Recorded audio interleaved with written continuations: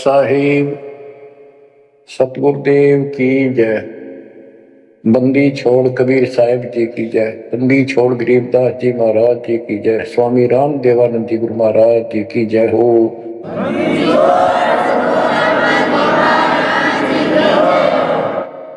सर्व संतों की जय, सर्व भक्तों की जय, धर्मी पुरुषों की जय। श्री काशी धाम की जय, श्री सुडानी धाम की जय, श्री क्रोथा धाम की जय, श्री बरवाड़ा धाम की जय। सत साहिब परमपिता परमात्मा कबीर जी की असीम रजा से आज आपके ऊपर उस मूल ज्ञान की वर्षा हो रही है जिसकी प्यास आत्मा को युगों युगों से थी। बच्चों, इस गंदे लोग को समझो अच्छी तरह। जब तक आपके दिल में यह बात नहीं बैठेगी, वो वहम नहीं होगा आपका कि कित फंस गया क्या, यू घर अपना नहीं, यू परिवार अपना नहीं, यू लोक संसारिक किस ब्रह्मांड अपना नहीं, तो हम किस आस पर जी रहे। केवल अपना सत्पुरुष है, उसका नाम कबीर है, सारी सृष्टि का रचनहार है, वो सुख का सागर है, हमारा अपना है, हमारा पिता है, हमारी माँ है, हमारा सच्चा साथी सखा है, हमारा वही बंधु भाई है।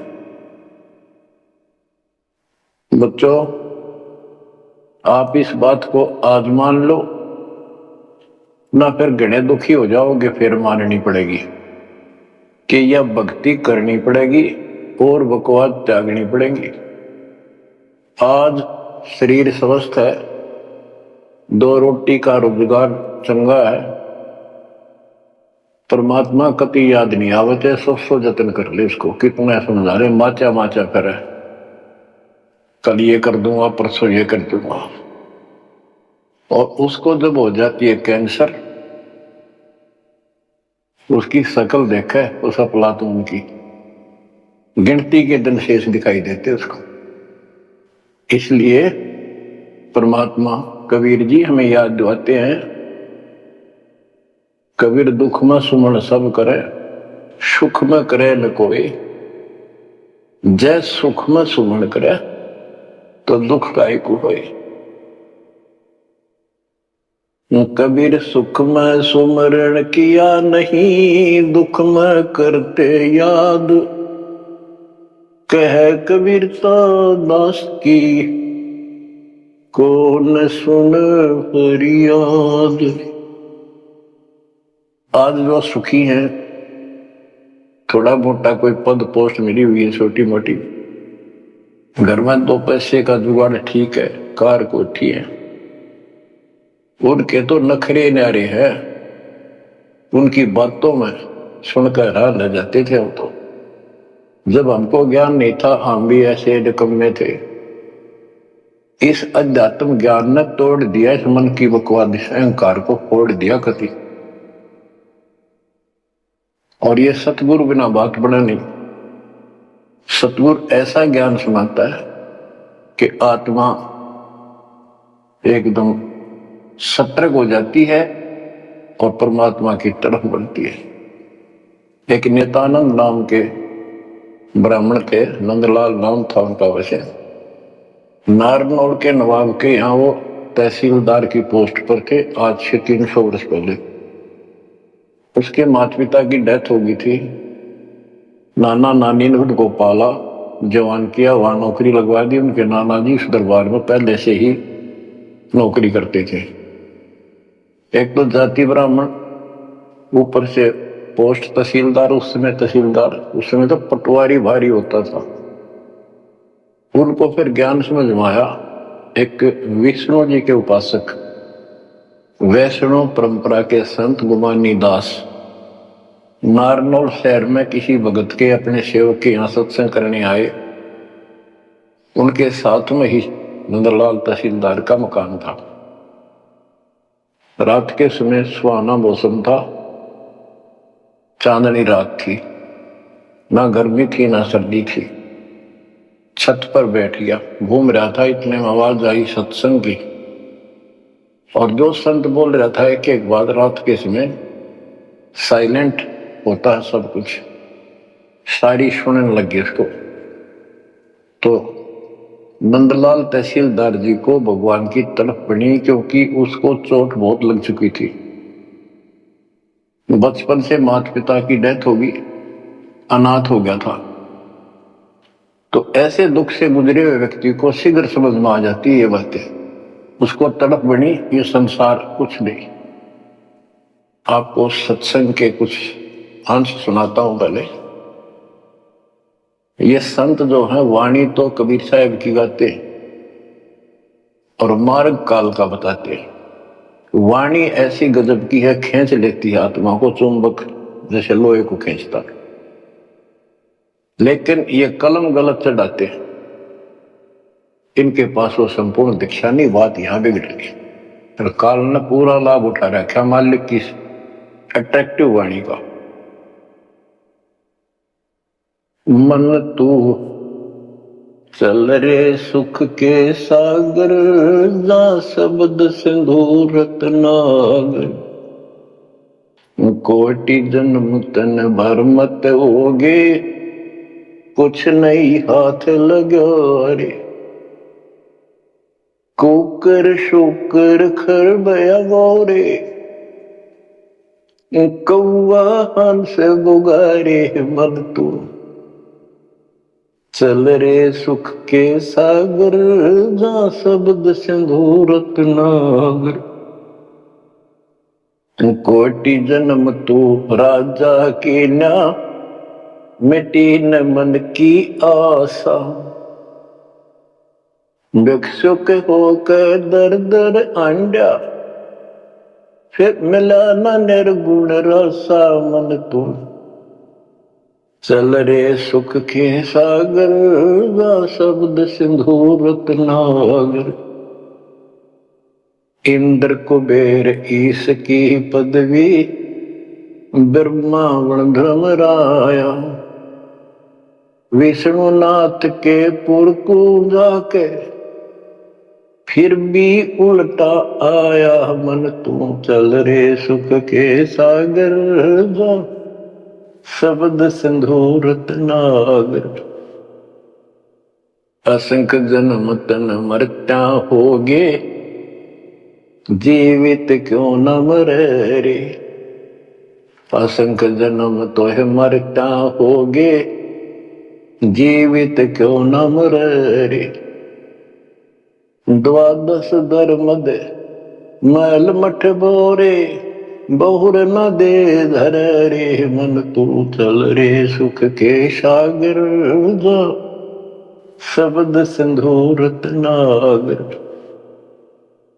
दोजक भिष्ट सभी ते देखे, राजपाट के रसिया। तीन लोक से तरपति नाही, यो मन भोगी खसिया। मन तू चल रे सुख के सागर, जा शब्द सिंधु रत्नागर। सतगुरु मिले तो इच्छा मिटे, पद मिल पदे समान।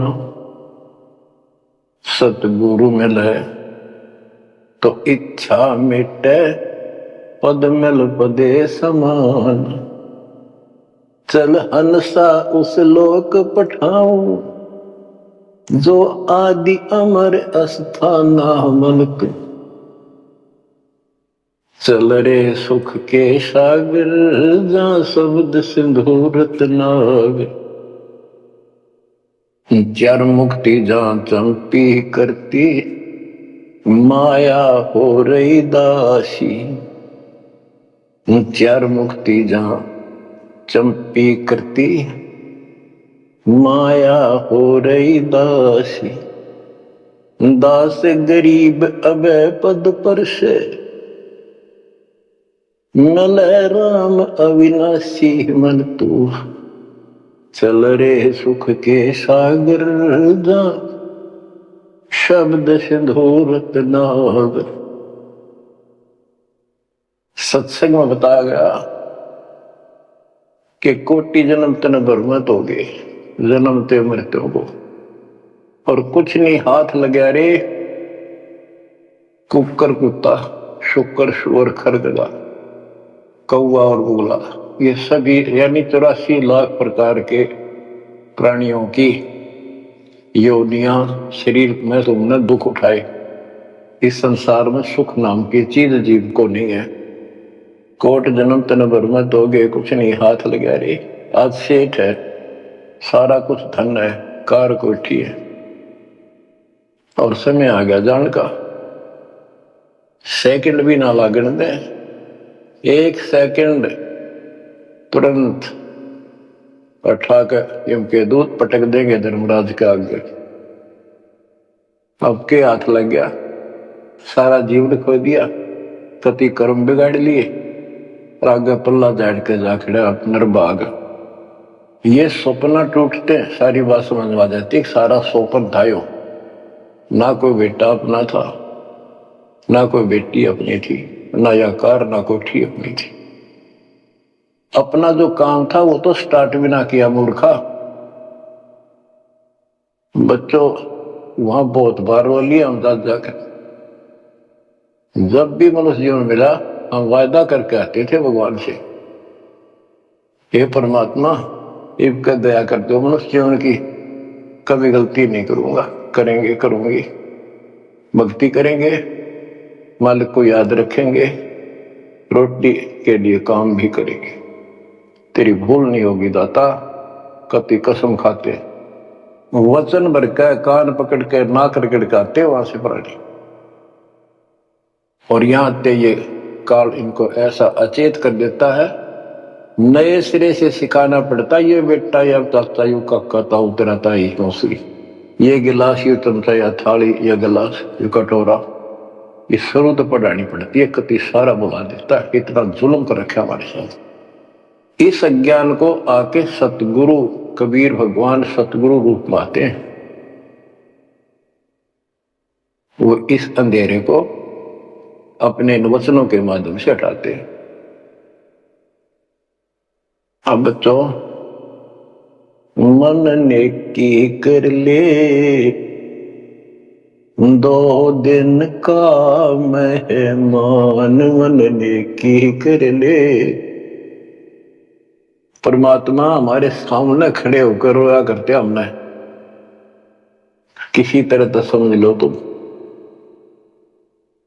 ये शब्द इसलिए सुनाया करते कि इस आवाज प्यारी आवाज दाता की खींच ले पशु पक्षियों को भी, और इस वाणी में कसक। तो बच्चों परमात्मा कहीं भी खड़े हो जाते थे किसी गांव नगर में जाके, और उनको वाणी सुनाते थे, क्योंकि हम कान का विषय भी हमारे अंदर है विकार। तो मीठी वाणी सुनकर तकरीबन लोग इधर उधर से खिसक के आस पास बैठ जाते आकर, जैसे कोई जाकर कोई तुबली ब्रह्म लग जाए ऐसे डुगडुगी, वहां भी लोग इकट्ठे हो जाते हैं।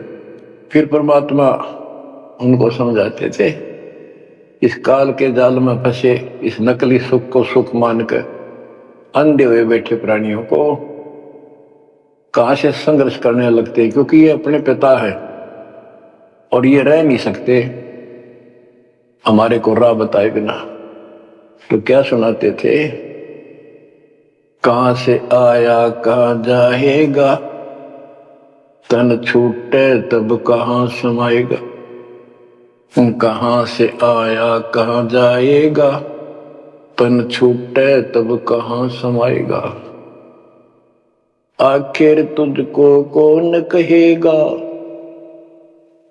गुरु बिन आत्म ज्ञान, मन ने की कर ले 2 दिन का मेहमान। बच्चों परमात्मा याद दिला रहे हैं तुम्हें सतगुरु के बिना, गुरु के बिना ये आत्म ज्ञान कौन कराएगा। आत्म ज्ञान क्या है, तू कौन है, कहां से तू आया, किस लिए जन्म और मर रहे हो, इसका समाधान क्या है, ये है आत्मज्ञान। आत्मज्ञान तो सारे गुरु बताते हैं, नकली सकली सब। भाई भक्ति नहीं करोगे पशु पक्षी बन जाओगे, मनुष्य जीवन बड़ी मुश्किल से मिलता है। ये सारा कुछ परमात्मा का बताया ज्ञान बताकर आखिर में काल का खुट्टा बांध देते हैं, ये उपासना करो, दो शास्त्र विरुद्ध है। बात यहां बिगड़ी पड़ी थी।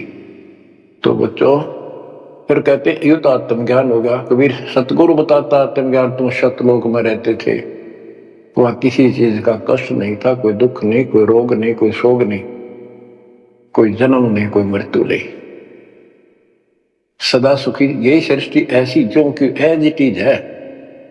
ऐसे गांव बसे हैं, ऐसे बाजार लगे, बाग बगीचे कदम कदम पर सुंदर तरीके से लगे हुए एक पंक्ति के अंदर गजब के। तो उसको छोड़ के तुम इस काल के जाल में फंस गए। अब ये तुम्हें मूर्ख बनाए बैठा है, उस घर की कति खबर मिटा दी, नाम और निशान खत्म कर दिया। आत्मज्ञान ये है, तुम या कष्ट उठा रहे हो जन्म मृत्यु के, इसका समाधान है पूरा सतगुरु, उससे दीक्षा लो, फिर डट कर भक्ति करो, मर्यादा का पालन करो। ये तो है आत्मज्ञान। परमात्म ज्ञान क्या है, परमात्मा कौन है, ये श्री कृष्ण जी को भगवान बताओ, विष्णु और शंकर को भगवान बताओ।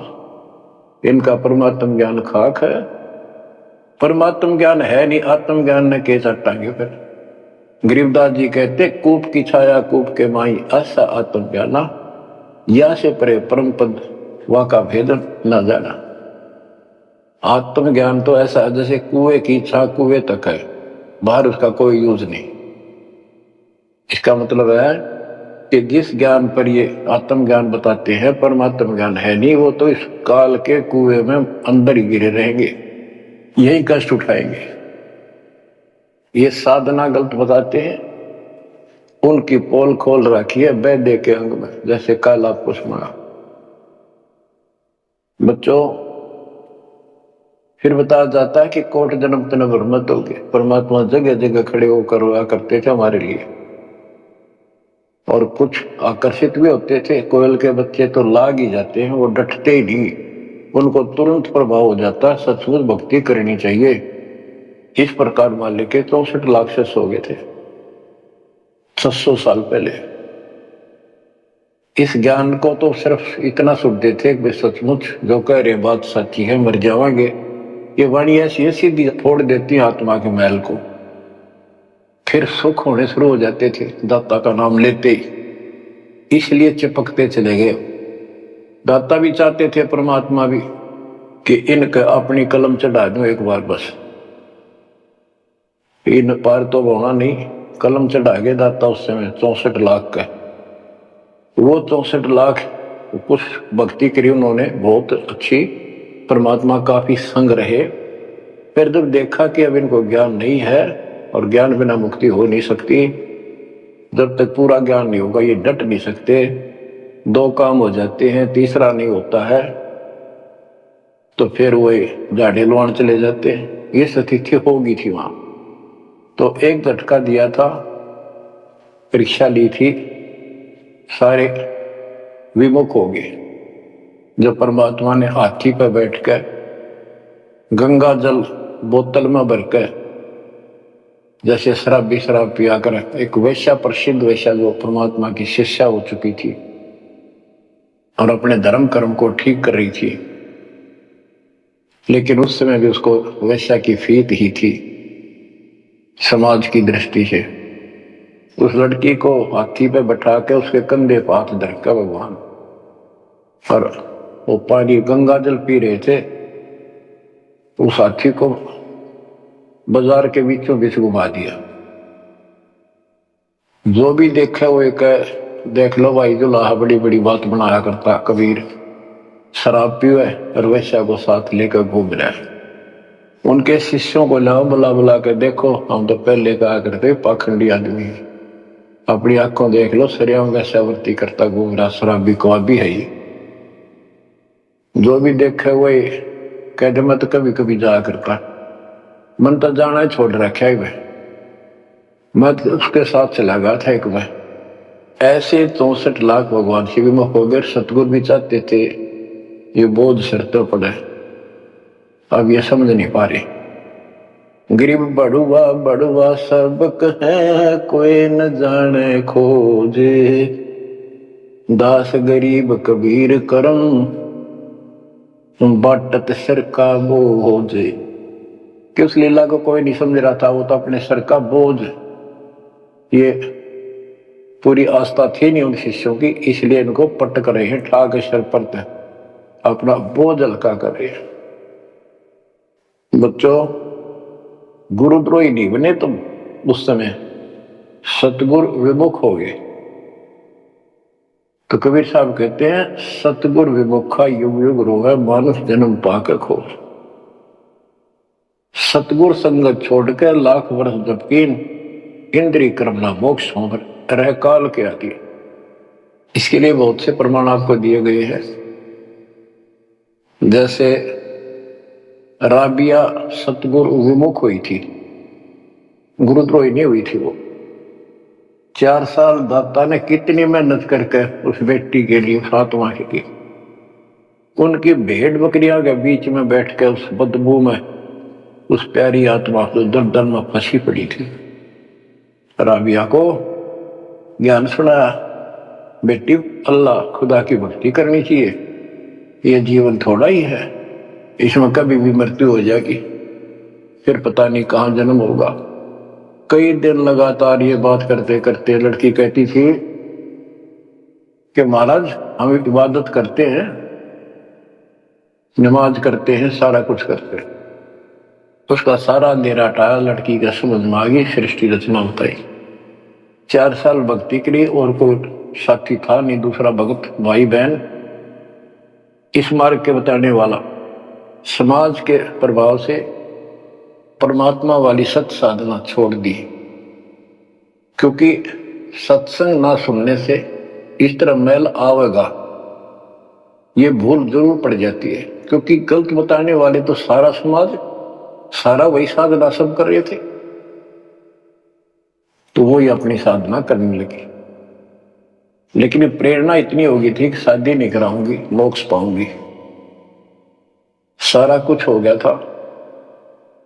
लेकिन माता पिता को टेंशन होगी कि लड़की को घर पर नहीं रख सकते, तो कह दिया बेटी या तो निकाह करा ले, नहीं तो अब दोनों मरेंगे।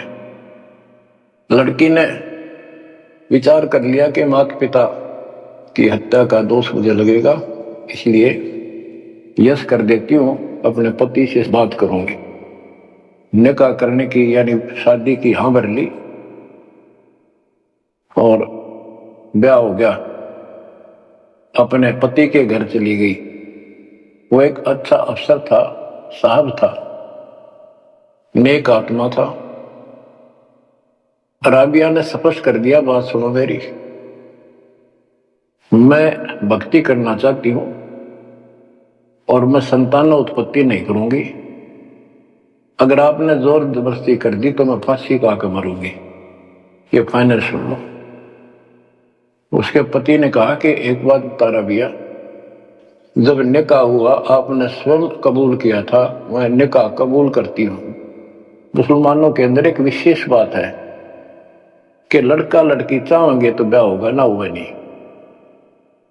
तो तेने उस समय कबूल क्यों किया था? राबिया बोली मेरी मजबूरी थी, समाज का दबाव था मेरे माता पिता पर। मेरे माता पिता ने शर्त रख दिया तो शादी करा ले, नहीं हम दोनों मरेंगे, तो इसलिए मैंने शादी कर ली। ये आप पर फैसला है, वहां तक 2 मरे थे, भी आई 1 मरेगी, मैं भक्ति करूंगी, ये मेरा फाइनल फैसला है। तो समझदार था मुसलमान, कई शादी कर लेते हैं, उसको इसकी कोई समस्या नहीं थी। परमात्मा की दया से गुजारा भी खूब था। वो बोला राबिया बात सुन ले, जैसा समाज का दबाव तेरे ऊपर था, तेरे माता पिता पे, ऐसा समाज मेरा भी है, और यहां मुझे भी जवाब देना भारी हो जाएगा अगर तू इधर उधर जाओगी। तो जाइए भक्ति के लिए, इसलिए घर में रहेगी, मेरी तरफ से मेरी बहन होगी, संसार की दृष्टि में मेरी पत्नी बढ़कर रहना होगा। राबिया ने कबूल कर लिया, यस कर दी। उसने अपने और विवाह करा लिया। जब वो होगी 50 साल के ऊपर, हज करने चली।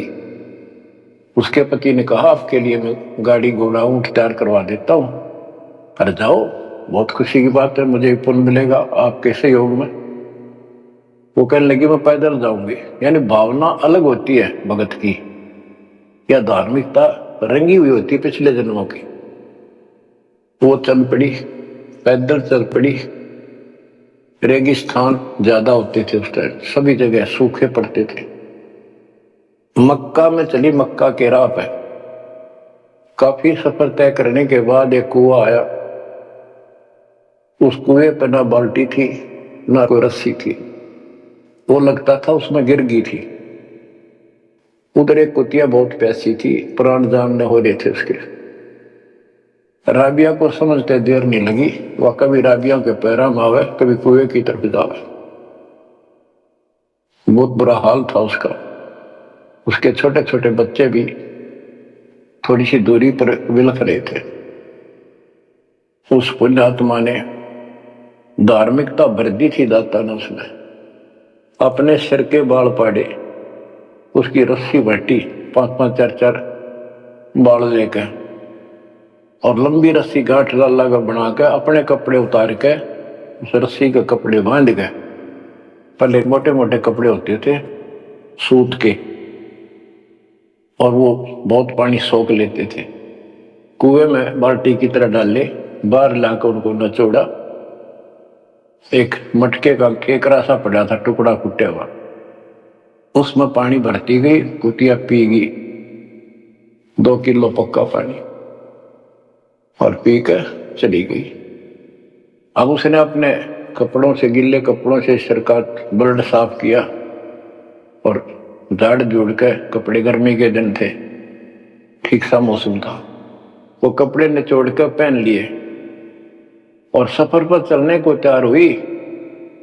इतने में वो मक्का मकान उठ के, वो महल मंदिर, वो कब्बा उठ के और कुएं के साथ आकर लग गया, जैसे प्लेटफार्म पर ट्रेन आकर लगती है।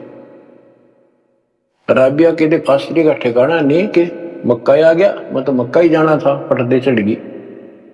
उसके अंदर बड़ी चढ़ते उठ लिया, उड़ के चल पड़ा।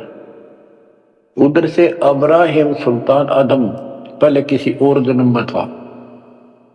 जैसे परमात्मा गरीबदास जी कहते हैं, वाहन गुरुड़ कृष्ण असवारा, लक्ष्मी डोरे चोर पारा, असुर निकंद मेड़ी में।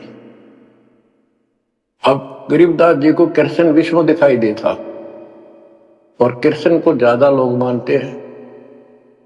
इसी प्रकार उस समय जो अब वर्तमान में वाणी बोलेगी, अब्राहिम सुल्तान को अधिक जानते हैं, इसलिए सुल्तान आदम का जिक्र किया, जबकि पहले ये किसी और शरीर में था, राबिया के समकालीन था। सब कहने लगे, भाई मक्का कहाँ गया, मक्का कहाँ गया, मंदिर कहाँ गया।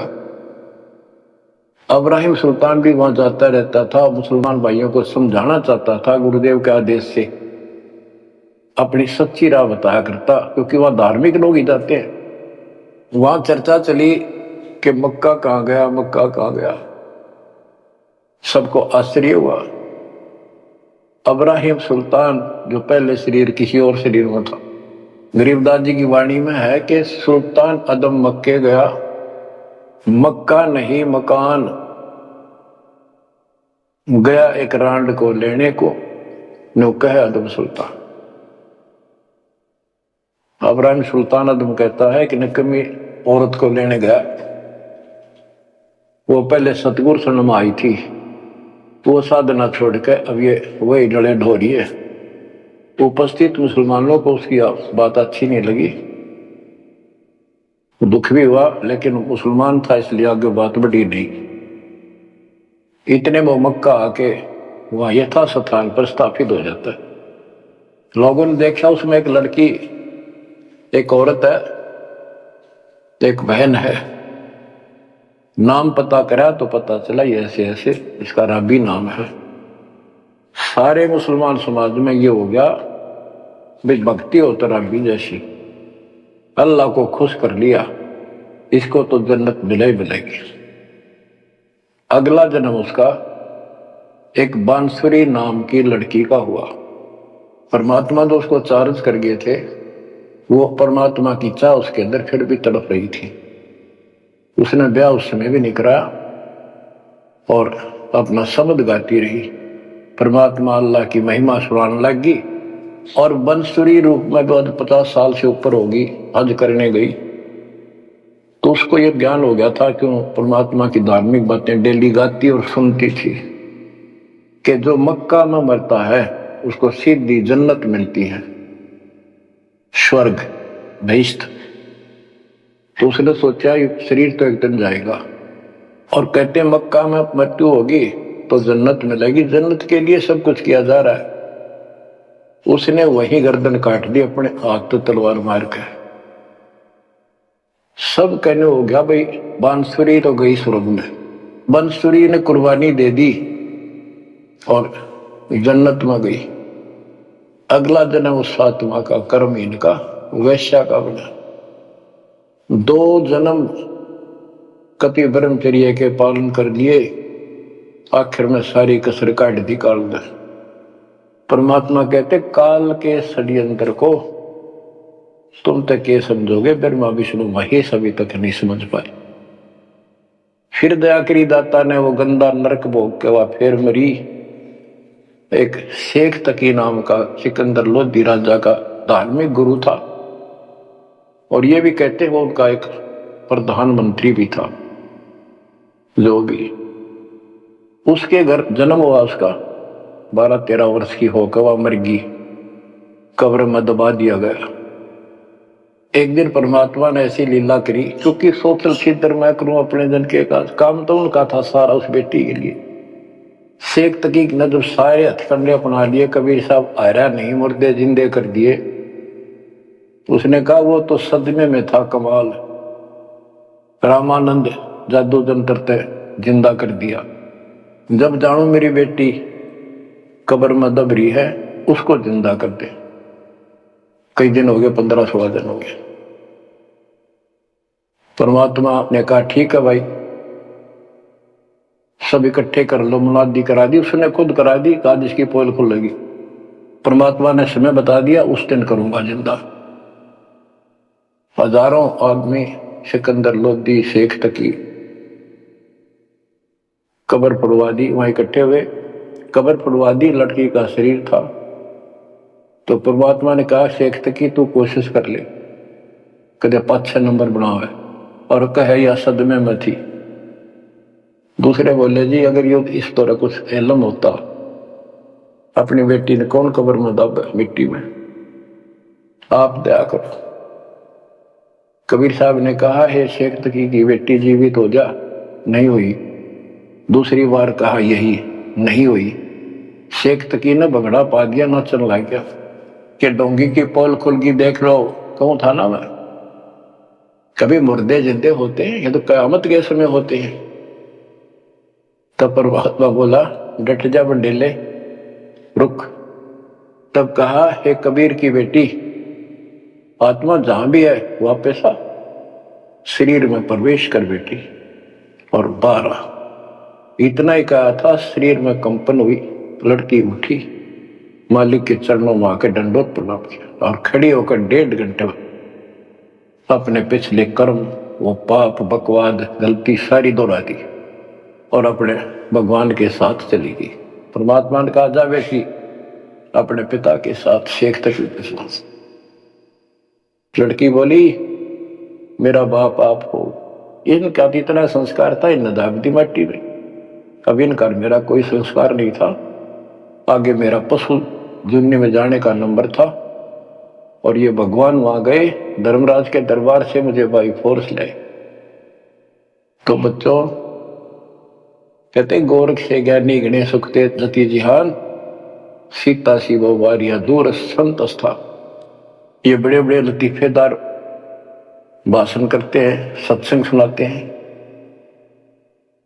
कहते बीजक की बात कह बीजक ना ही हाथ, पृथ्वी डोबड़ उतरी है, कह मीठी बात। बच्चों प्रसंग चल रहा था सत्संग का, सतगुरु विमुखा योगी गुरु है। तो इसी प्रकार हम सतगुरु विमुखा हुए, जब आज तक रो रहे हैं। हमारा वो कुछ भक्ति करा कर चार्ज कर गए थे, जिस कारण से अपने को मनुष्य जीवन मिलते हुए आ रहे हैं और भक्ति की चाह भी है। यह गलती फिर न दोहराई। अब नित्यानंद का जो प्रसंग था उस पर आता हूं। और सत्संग चला के कोट जन्म तन भरमत हो गए, कुछ नहीं हाथ लगा रहे, कुकर शुकर खरब्याब हो रहे, कौ वाहन सो गए, कोटि जन्म राजा की ना।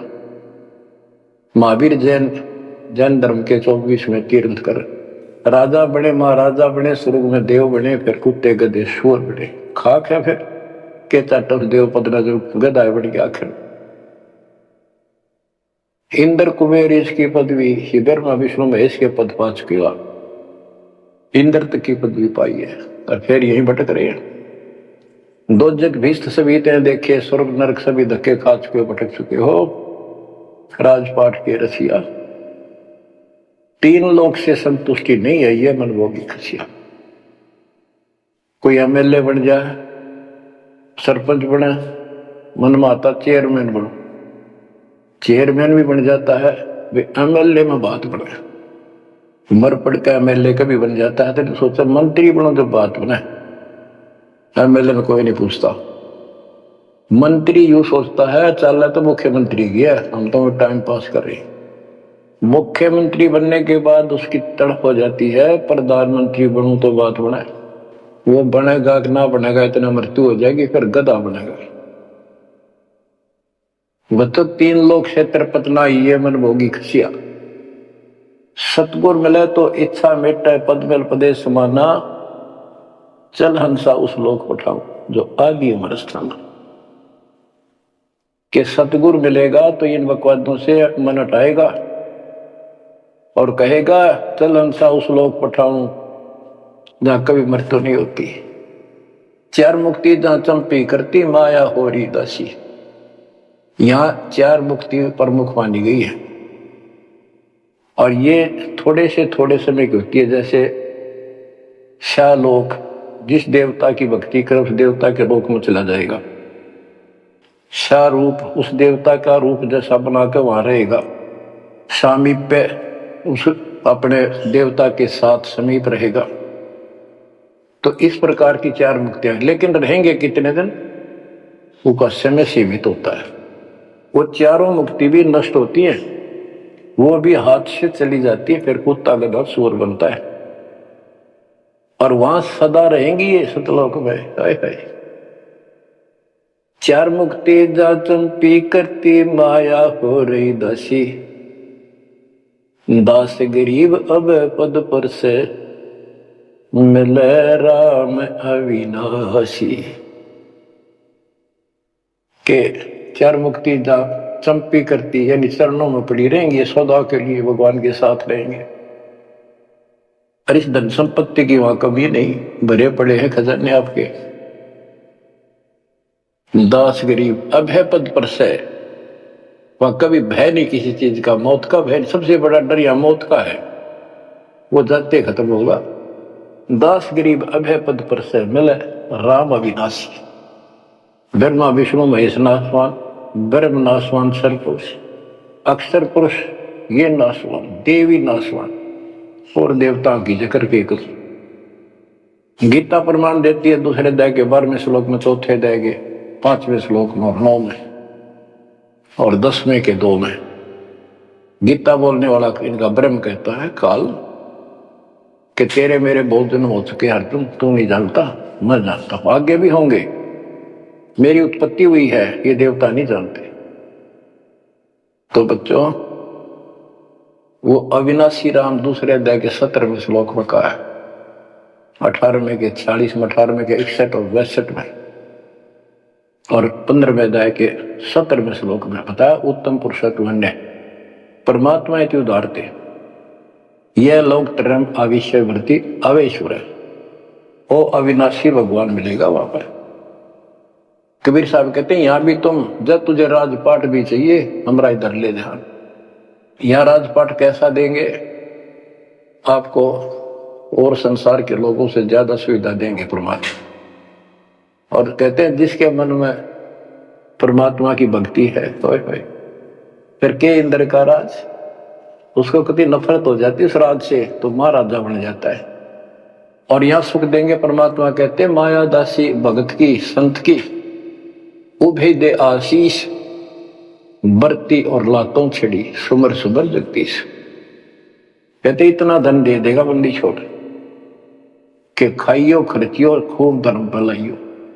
माया दासी संत की उभय दे आशीष, दोनों तरफ से आशीर्वाद देगी, खाओ खर्चो और दान करो। और बरती और लातों छिड़ी, कबीर साहब कहते सुमर सुमर जगदीश। सुमर कौन सा जगदीश? वो सच्चा नाम, सच्ची भक्ति, सतपुरुष कबीर साहब की भक्ति कर करके। अब नित्यानंद ये सारा सत्संग सुन रहा था, ये क्या करते हैं, बात तो सुनाओ सतलोक के मिलती जुलती, अध्यात्म ज्ञान भक्ति विष्णु तक की।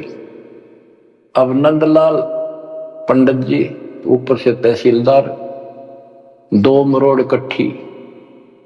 उसने सोचा यहां जाऊंगा संत के पास तो नगरी के लोग क्या कहेंगे, ब्राह्मण और तहसीलदार या किसी के घर में आकर संत के चरणों पड़ा।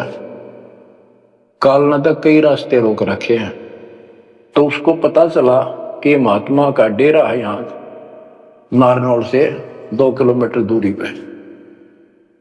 संत चले गए। अगले दिन, उस दिन तक खूब विचार किया। सुबह सुबह घोड़े पर बैठकर, जो सरकार की तरफ से मिलता था उनको, आश्रम में चला।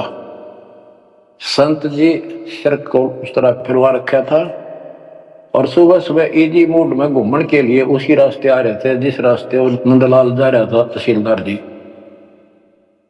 अब ये ब्राह्मण उस टाइम सारे सोन को सोन घड़ी मान्या करते। उसने सोचे देख यो मन उस बाल कटवा के आगे आ गया मेरे, और मैं कितना अनमोल काम करना जाऊं था, आज गुरु बनाना जाऊं था, अपने जीवन का सौदा करना था, यो कसोन हो गया, कुसोन अपलक्षण हो गया। तो उसने अपने मन में सोच लिया इसके टोले मार दे 2 शर्मा उड़ी, यो कसोन मिट जाएगा। हम भी पहले क्या करते ना, बच्चे थे जब, के झूठ बोला पाप लगेगा, न बोला उंगली पर उंगली धरकर बोली थी, कोई ना लगा पाप। ये अपनी बनावटी बातें थी, उंगली पर उंगली चढ़ा ली थी इसलिए पाप ना लग गया। तो उसने इस दृष्टिकोण से उस महात्मा के शर्म ने उल्टी उंगली है टोले मारे 3-4 और बोला रनर भाग मनहूस तनाजा मेरा गाना था, आज मैं गुरु बनाने जा रहा था, अपना जीवन का सौदा करूंगा। अब वो संत जी हैरान रह गया है, पढ़ा लिखा दिखा है, घोड़े पर सवार कोई अफसर होगा और ऐसा व्यवहार कर दिया। अच्छा उस्ताद, संतों के साथ ऐसे व्यवहार करनी बहुत मिला करें, ज्यादा माइंड नहीं करते। वो चला गया। आखिर में पहुंचा तो घोड़ा पर उतर कर एक वृक्ष का बांध दिया। तो भगत वहां उपस्थित थे, वो आए, वही बड़ा अफसर आ रहा है कोई, प्रणाम किया। उन्होंने पूछा संत जी कहां पर है? मैंने दीक्षा लेनी। वो बोले जाओ बैठो, अंदर से बैठा दिया। जहां आसन लग रहा था उसका आगे बोरी ही बिछा रखी थी कि बैठ जाओ, स्नान करके ही बाहोंगे, घूमन फिरन जा रहे, सैर करके नहा कर ही बाजा। आधे घंटे में घूम फिर कर नहा कर महात्मा जी आसन पाए। सामने घोड़ा बंधा दिखा और वो आदमी बैठा दिखा। और नंदलाल ने भी देख लिया ये तो महात्मा जी थे, तेने बहुत बड़ी गलती कर दी, पापी आत्मा, ये भी धमका होगा और तेने भगा होगा। नीची गर्दन कर ली। अब नंदलाल तो शर्म के मारे गिट गए, नीची गर्दन कर ली। महात्मा जी भी समझ गए गुमानी दास के आदमी शर्मा गया। उसने कहा श्रीमान जी आप गुरु बनाने आए हो, इसमें कोई परेशान होने की बात नहीं है। जैसे हम कुम्हार के घर जाते हैं, कोई मटका मोल लेते हैं या कोई बेचने अपने घर पे आता है तो हम उसको टोले मार मार के देखा करें ताकि वो कितना तो फूट तो नहीं रहा, सब बताए कि नहीं। तो आपने अपना गुरु परख लिया, टोले मार गए। बेटा कोई बात नहीं, आप उद्देश्य बताओ आने का। परमात्मा ने उसकी या अकड़ तोड़नी थी कि संत ऐसे होते हैं। मतलब संत तो स्वभाव तो सबका ही अच्छा होता है, बात यहां बिगड़ रही है कि सच्ची राह ना होने से फिर के चट अच्छी भाषा न अच्छे बोलना न।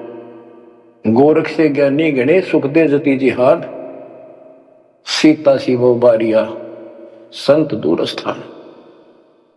नित्यानंद तो चरणों में पड़ गया, रो है। सारा अपनी इंट्रोडक्शन दी, सारी पहचान बताई। ऐसे ऐसे मैं नारनौल के नवाब के यहाँ तहसीलदार हूं, और परसों आपका सत्संग रात ने सुना, मेरी आंख खुल गई, मैं मोक्ष चाहता हूं। उसने जैसा जंतर मंत्र दिया, उसने शिरोधार्य कर लिया और भक्ति करने लगे। इतना प्रेरित हो गया कि नौकरी भी छोड़ दी, और गुरुजी तो चले गए, वो अपना घर त्याग के उस मंत्र को साथ लेकर एकांत स्थान जंगल की खोज करने लगा। तो हरियाणा में यहाँ एक माजरा गांव है, बेगोवा है, बास है, इन 3-4 गांवों की सीमा इकट्ठी है। वहां एक तालाब बना हुआ था जोड़ी सी, उस पर काफी जंगल नमक, जंगल तो उससे पहले बहुत होते थे सारे, उसको जटेला जोड़ बोलते। वहां आकर उसने अपना शेष जीवन बिताया। भक्ति सही नहीं थी, आदमी खरा था, परमात्मा की चाह खूब थी, पिछला संस्कार कोई प्रबल था, लेकिन भविष्य जीरो था उसका। फिर भी उसने जब ज्ञान हुआ तो क्या कहा, क्या कहते, उसका नाम फिर नित्यानंद रख दिया उसके गुरु जी ने, नाम बदल दिया। नाम इसलिए बदलवाया करते थे कि कहीं और जाकर भक्ति करूंगा, पीछे घर वाले ना ढूंढते फिर, तो वहां उस नाम से कोई जानेगा ही नहीं। तो क्या कहते हैं नित्यानंद जी, फिर अपने विचार व्यक्त करते हैं अपने फॉलोअर के सामने। ब्राह्मण कुल में जन्म था, मैं करता बहुत मरोड़, और गुरु गुमानी दास ने दिया को बदगढ़ तोड़। जाति का अभिमान, पोस्ट का अभिमान, धन का अभिमान, और पहलवान हो जा काया का अभिमान, ये जीव का दुश्मन होता है। ब्राह्मण कुल में जन्म था, मैं करता बहुत मरोड़, बड़ा अहंकार था मेरे में। गुरु गुमानी दास ने दिया कोबद गढ़ तोड़, ये कोबद का गढ़ था, एक कति तोड़ दिया। आखिर तुझको कौन कहेगा गुरु बिन आत्म ज्ञान, मन ने की करने 2 दिन का मेहमान। बच्चों, सतगुरु पूरा मिला नहीं, रही अधूरी सीख, तेली के रे बैल जो चले एक नहीं भीख। पूरा सतगुरु ना मिलने से इतनी पुण्यात्मा फिर कर्म फोड़ कर चली गई, स्वर्ग तक गई, फिर जन्म लेगी। उसने तो आनंद किया। बच्चों, ये सारा कुछ निष्कर्ष देकर दास आपको, हीरे मोती लालों को आपकी पहचान बताना चाहता हूं कि तुम क्या प्राप्त कर चुके हो, आपकी कितनी अच्छी किस्मत, कितना गुड लगा है। आँख खोल लो, मैं कोई बालक नहीं, कोई डूम बाट नहीं हूं, मैंने कोई स्वार्थ नहीं तुम्हारे से। आप मुझे अपने दिखाई देते हो, आप मुझे भगवान के बच्चे दिखाई देते हो, मुझे अपनी नौकरी खरी दिखाई देते तुम्हारे कारण। मैं अपनी ड्यूटी पूरी करूंगा, भगवान का दोषी नहीं रहूंगा। मेरी उम्र देख लो, आपके लिए भौंक रहा हूं, कुत्ता हूं परमात्मा का, गुरुदेव का। जागो थारी भला, ना जागो थारी मर्जी। आशा करता हूं जागोगे, सतभक्ति पर लागोगे, इस गंदे लोक को त्यागोगे, सतलोक में जाकर स्थान पाओ। परमात्मा आपको मोक्ष दे, सदा सुखी रखे। सत्संग।